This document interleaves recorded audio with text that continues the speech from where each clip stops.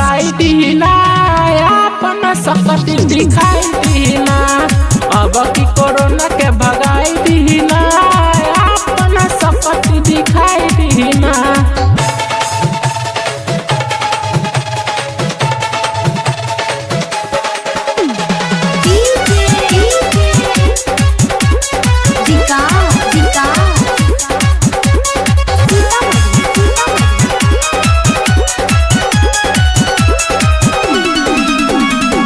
देशवा में फैलल बावे ऐसन छठ नहीं बीमारी। ए बीमारी से हमनी सबके जल्दी रहू बारी, जल्दी रहू बारी। देशवा में फैलल बावे ऐसन छठ नहीं बीमारी।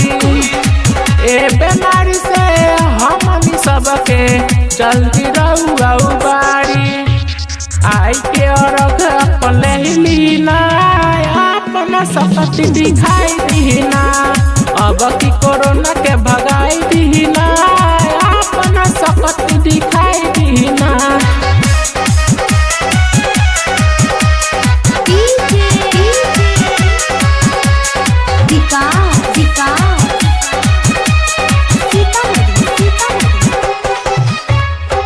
रवि राजो गावत बारे रउएनु भजनिया। सरती भैया आइल बारी रउएनु सरनिया, रवि राजो गावत बारे रउएनु भजनिया। सरती भैया आइल बारी रउएनु सरनिया। दर्शन अपन दिखाई दीना, अपन सकती दिखाई दीना। दर्शन अपन दिखाई दीना, अपन सकती दिखाई दीना।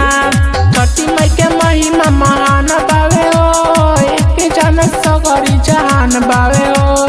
अब की कोरोना के भगाई दीना, अपन सकती दिखाई दीना। अब की कोरोना के भगाई